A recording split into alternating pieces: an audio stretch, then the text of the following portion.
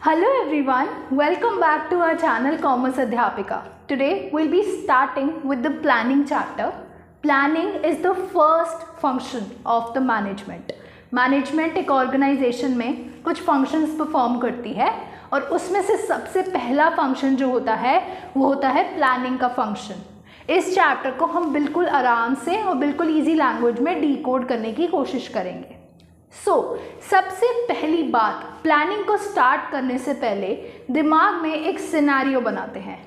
Suppose आप अपनी class में फेल हो रहे हो, आपको अच्छे मार्क्स नहीं मिल रहे हैं. नाउ आप अपने दिमाग में बैठकर ये सोचते हो कि यार ये तो 12th क्लास है, it is an important class for my career, so I think मुझे बैठ के पढ़ना चाहिए.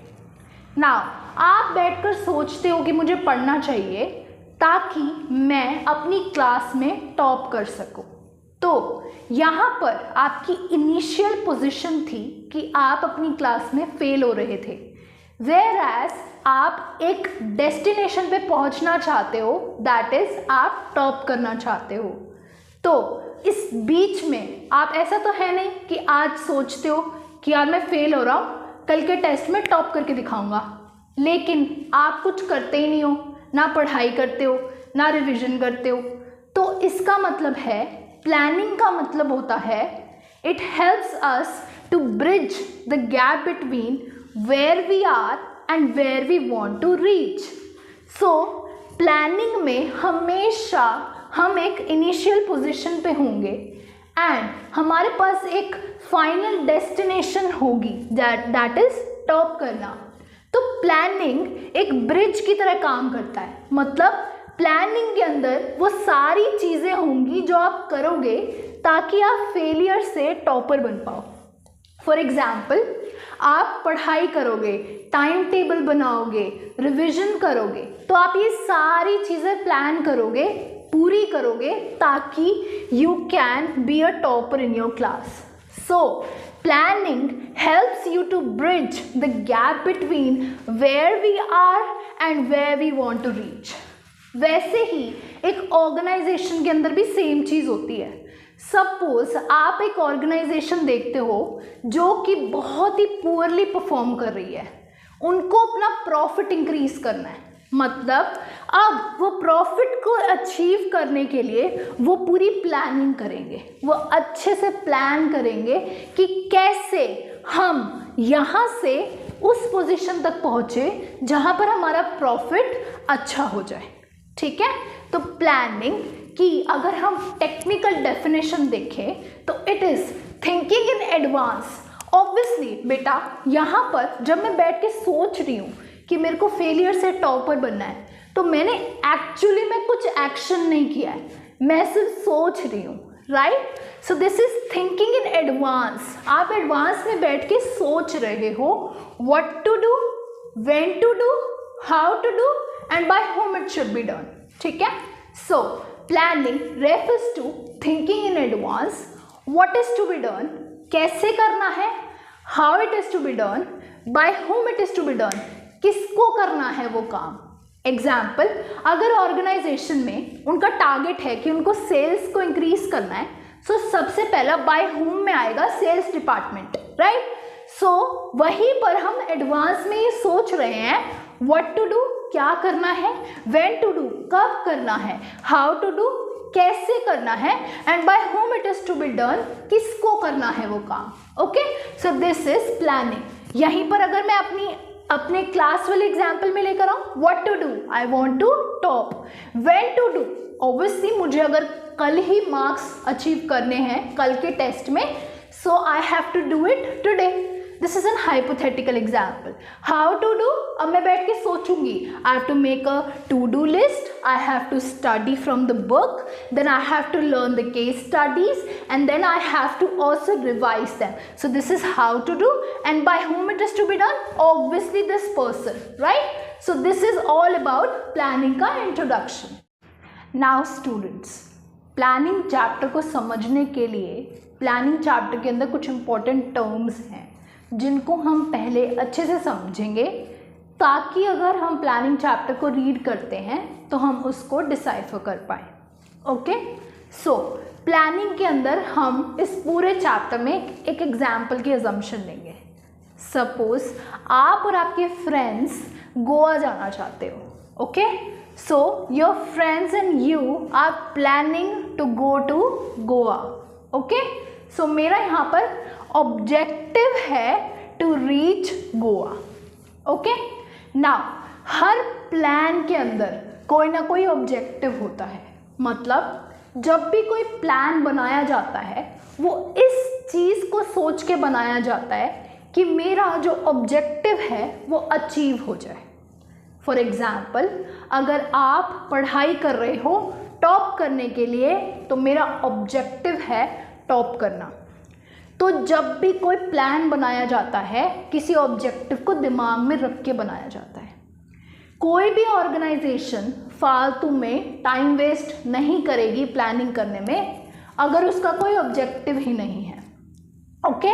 सो सबसे पहला जो टर्म है वो है ऑब्जेक्टिव, ओके।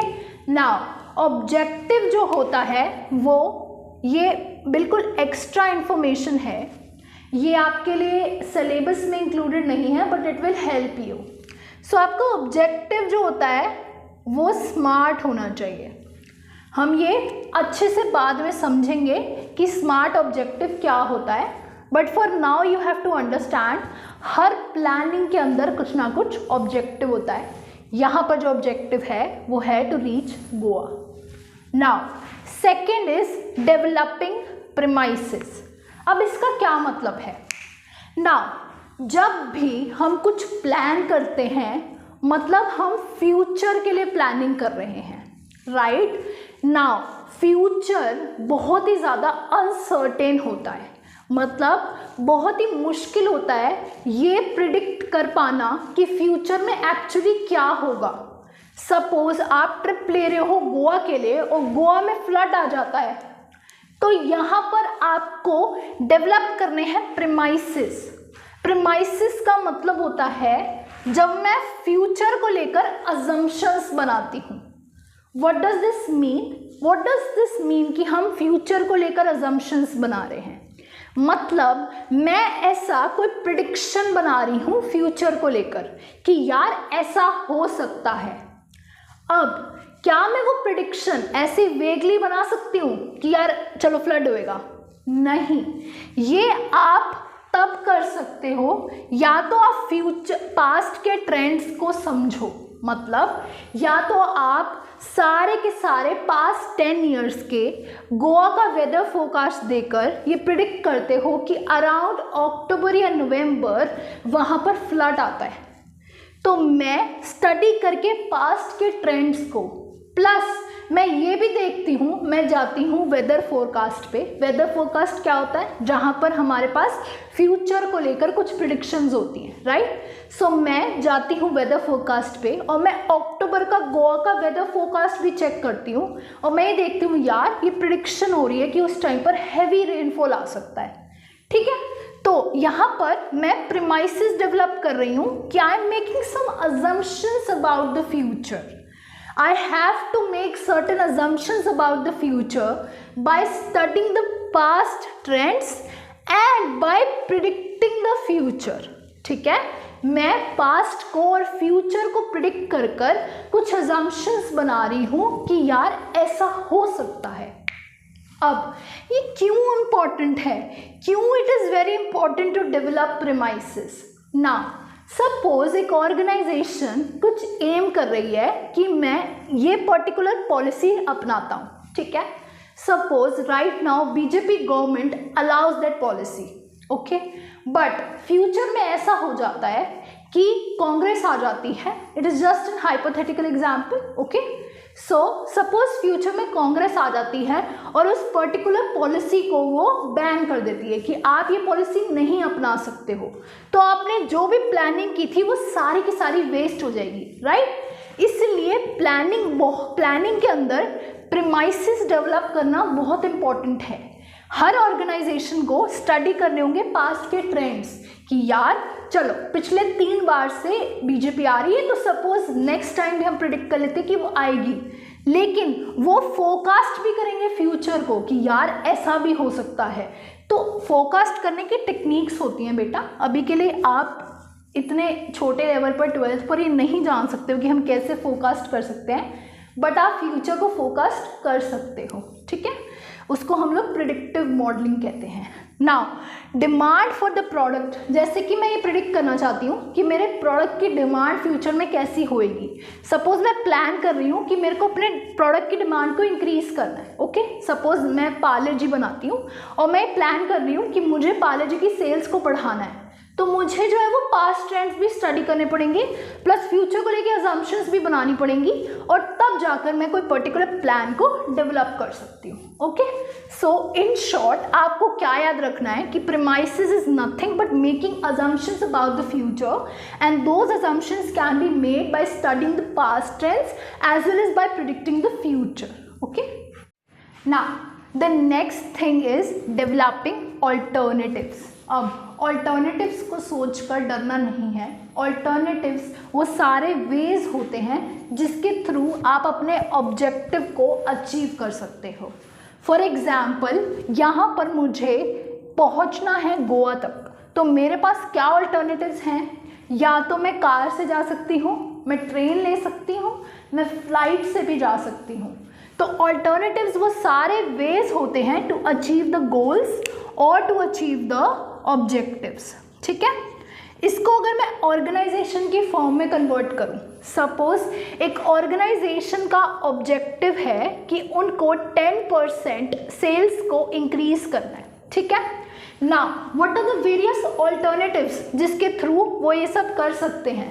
सबसे पहला, वो एक न्यू प्रोडक्ट को लॉन्च कर सकते हैं, ठीक है। सेकंड, या तो वो डिस्काउंट दे सकते हैं, ठीक है, या फिर वो क्या कर सकते हैं कि एडवर्टीजमेंट पे एक्सपेंडिचर बढ़ा सकते हैं, है ना। एडवर्टीजमेंट पे एक्सपेंडिचर बढ़ाने से क्या होता है कि ज़्यादा से ज़्यादा लोग बार बार आपकी ऐड देखेंगे, तो वो इंड्यूस होंगे कि वो आपका प्रोडक्ट खरीद सकें, तब भी आपकी सेल्स बढ़ सकती हैं। तो ये सारे ऑल्टरनेटिव्स हैं, जो और भी तरीके हो सकते हैं जो आपको हेल्प कर सकते हैं आपका ऑब्जेक्टिव अचीव करने में। वैसे ही यहाँ पर भी हम ऑल्टरनेटिव्स को डेवलप करते हैं। ये वेरियस वेज होते हैं जिससे कि हम अपने ऑब्जेक्टिव्स को अचीव कर सकते हैं। ना जो नेक्स्ट चीज़ आती है, इवैल्यूएटिंग द ऑल्टरनेटिव्स। मतलब हर चीज़ के अंदर कुछ ना कुछ कॉस्ट इन्वॉल्व है। हर ऑल्टरनेटिव किसी ना किसी कॉस्ट के साथ आता है। कार से जाओगे तो पेट्रोल की कॉस्ट, ट्रेन से जाओगे तो टिकट, और फ्लाइट से भी टिकट की कॉस्ट आएगी। प्लस अगर आप ऑब्जेक्टिव 10% सेल्स बढ़ाने का न्यू प्रोडक्ट लॉन्च करते हो तो बहुत ही ज़्यादा एक्सपेंडिचर हो जाएगा। रिसर्च एंड डेवलपमेंट करनी पड़ेगी, उस प्रोडक्ट को लॉन्च करने के ऊपर एक्सपेंडिचर करना पड़ेगा, उसको मार्केट करने पे एक्सपेंडिचर करना पड़ेगा। अगर आप डिस्काउंट देते हो तो भी कुछ ना कुछ कॉस्ट होगी। तो हर ऑल्टरनेटिव का कुछ ना कुछ कॉस्ट होता है, राइट। तो हर ऑल्टरनेटिव का कुछ ना कुछ पॉजिटिव एस्पेक्ट होता है और कुछ ना कुछ नेगेटिव एस्पेक्ट होता है, राइट। सो मैं क्या लिखूंगी? कार, मैं लिखूंगी ट्रेन, और मैं लिखूंगी फ्लाइट। अब जो मैं पीछे अजम्पशंस बनाकर आई थी फ्यूचर को लेकर, सपोज मैं ये अजम्पशन बना रही थी कि गोवा में जो है वो बहुत ही ज़्यादा हैवी रेन होने वाली है, ठीक है। तो अगर मैं ट्रेन लेकर जाती हूँ तो मैं ये अजम्पशंस भी लिख रही हूँ साथ में कि यार देयर इज एन अजम्पशन कि ट्रेन के बाद मेरे को होटल तक जाने में बहुत ही ज़्यादा हैवी रेन को फेस करना पड़ेगा, और यहाँ पर भी सेम चीज़ फेस करनी पड़ सकती है। बट मैं यहाँ पर भी लिखती हूँ कि यार ये हैवी रेन वाला सीन तो नहीं है, बट फिर भी मुझे ट्रैफिक जैम मिल सकता है, ठीक है। तो ये सब मैं अजम्पशंस बना रही हूँ अपने फ्यूचर को लेकर, राइट। मैं डेवलप कर रही हूँ प्रीमाइसेस, हर ऑल्टरनेटिव को लेकर उसके प्रीमाइसेस लिख देती हूँ, ठीक है। उसके बाद मैं उनको इवैल्यूएट करूँगी। मैं सबको अच्छे से स्टडी कर ये डिसाइड करूँगी कि मेरे लिए कौन सा ऑल्टरनेटिव बेस्ट है, ठीक है। सपोज मैं ये अज्यूम करती हूँ यार ट्रैफिक जैम तो फिर भी बियर हो जाएगा, बट हैवी रेन के बाद जो फेस करना पड़ेगा वो बेयर नहीं होगा। इसकी वजह से मैं एक ऑल्टरनेटिव को चूज कर लेती हूँ, दैट इज कार का ऑल्टरनेटिव। ओके, सो हम प्लानिंग के अंदर सबसे पहला ऑब्जेक्टिव डिसाइड करते हैं, उसके बाद हम प्रीमाइसेस डेवलप करते हैं। प्रीमाइसेस मतलब हम फ्यूचर को लेकर फोरकास्टिंग करते हैं, अजम्पशंस बनाते हैं कि ऐसा होगा ऐसा होगा। बेटा ज़रूरी नहीं है, हो सकता है मॉनसून ही लेट आ जाए कंट्री में और हैवी रेन हो ही ना, राइट। सो आप यहाँ पर सिर्फ अजम्पशंस बना रहे हो, फोरकास्ट कर रहे हो फ्यूचर को लेकर पास्ट ट्रेंड के बेसिस पे। देयर इज नो गारंटी कि ऐसा होगा, but you are trying to do that, okay, ताकि आप हर ऑल्टरनेटिव को इवैल्यूएट कर पाओ एंड उसके बाद आप ये चूज़ कर पाओ कि आपको कौन सा ऑल्टरनेटिव प्रॉपर लग रहा है, आप उसको चूज़ कर लोगे, okay. Now the next thing is implementation of the plan. Now हम लोग ऑल्टरनेटिव्स को चूज़ कर चुके हैं, इवैल्यूएट कर चुके हैं और बेस्ट वाला हमने अब तक सेलेक्ट कर लिया है, ठीक है। उसके बाद हम लोग इम्प्लीमेंटेशन ऑफ द प्लान करेंगे। मतलब अभी तक हम सब कुछ पेपर पे कर रहे थे, हम लोग बैठ के ये सोच रहे थे फ्यूचर में क्या होगा, क्या क्या हमारे पास ऑल्टरनेटिव्स हैं और हमने उनको चूज़ किया, ठीक है। अभी तक सब कुछ एक पेपर पे हो रहा था, बट एक ऑर्गेनाइजेशन में उतना ही इम्पोर्टेंट है उसका implementation. What does this mean कि आपको एक्चुअली में उस प्लान को एक्शन में भी लाना होगा, राइट। एक्शन में भी लाना होगा उस प्लान को हमारे को, यस।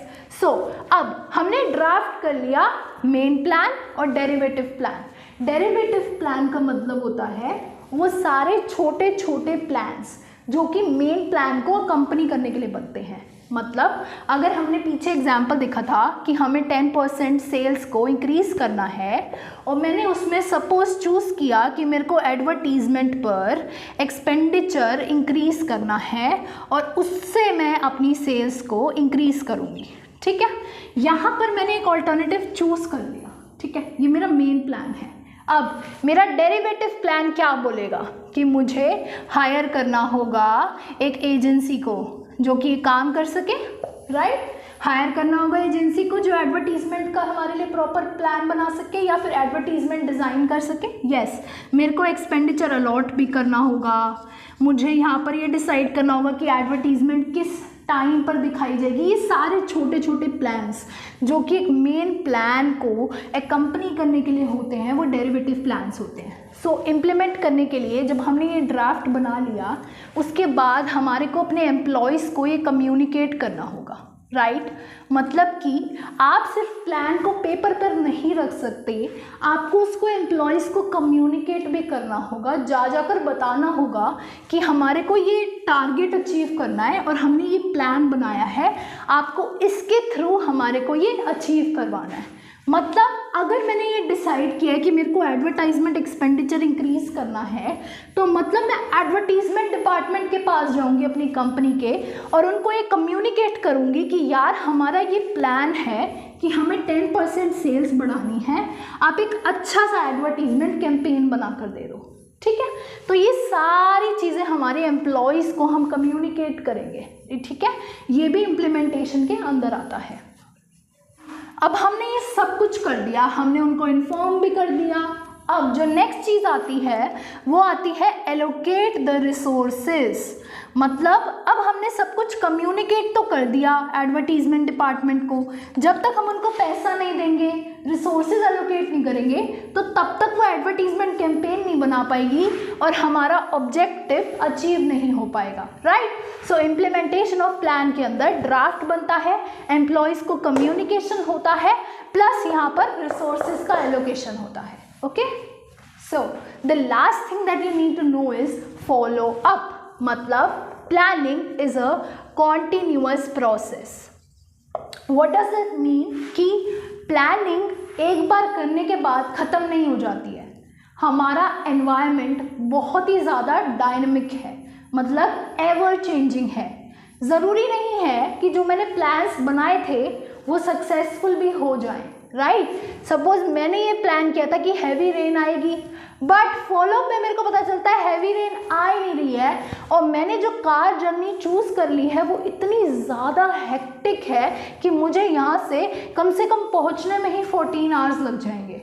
सो प्लानिंग की ज़रूरत होती है कि आप फॉलोअप भी लो, जैसा जैसा सिचुएशन कह रही है वैसे वैसे चेंजेस लेकर आओ प्लान के अंदर, क्योंकि एनवायरनमेंट जो है ना वो डायनामिक है एंड डायनामिक एनवायरनमेंट के अकॉर्डिंग अपने प्लान्स को एडजस्ट करो ताकि आप सर्वाइव कर सको प्लस अपने गोल्स को अचीव कर सको। मतलब अगर मैंने एक्सपेंडिचर जो प्लान किया था वो ये सोच के किया था कि 5% इन्फ्लेशन आएगा, ठीक है। तो मैंने एक एजेंसी को हायर किया था कि आप मेरी एडवर्टीज़मेंट की कैंपेन बना दो। तो मैंने ये सोचकर किया था कि यार 5% इन्फ्लेशन है, इतनी कॉस्ट लगेगी, एडवर्टीज़मेंट एजेंसी को इतना पे करना पड़ेगा। बट सपोज इन्फ्लेशन 10% आ जाता है और एजेंसी मुझसे ज़्यादा पैसा मांगती है कि मुझे ज़्यादा पैसा चाहिए आपका कैंपेन डिज़ाइन करने के लिए। तो एनवायरनमेंट ने कुछ किया, मैंने प्लान कुछ किया था, तो उसी अकॉर्डिंग मेरे को फॉलो अप करने पड़ेंगे, अपने प्लान्स को चेंजेस लाने पड़ेंगे as soon as I notice कि हमारा एनवायरनमेंट चेंज हो रहा है। नाउ इसके साथ साथ हमने प्रोसेस भी कंप्लीट कर दिया।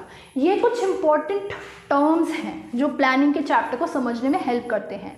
मतलब जब तक हमें ये बेसिक टर्म्स नहीं पता ना, हमें प्लानिंग का चैप्टर समझ में ही नहीं आएगा। आप एक लाइन रीड करोगे आपको कुछ समझ नहीं आएगा। ये कुछ पॉइंट्स थे जैसे कि objective, alternatives, evaluation of alternatives, उसके बाद implementation of those alternatives, allocation of resources towards those alternatives, right. आपको आई होप अब सब समझ आ रहा होगा। Plus follow up because it is a dynamic process. Now ये सब चीज़ें हमारा प्रोसेस भी कंप्लीट हो गया। अगर आप बुक खोलोगे अपनी तो आप प्रोसेस ऑफ प्लानिंग में देखोगे कि यही सारे स्टेप्स जो हैं वो एक प्रोसीजर की फॉर्म में लिखे हुए हैं। नाउ अगर आपको कोई भी डाउट है तो आप मुझे मेल कर सकते हो या फिर आप मेरे को इंस्टाग्राम पे टेक्स्ट भी कर सकते हो। Thank you for watching this video. Please subscribe to my channel, like this video and hit that bell icon as well. Thank you.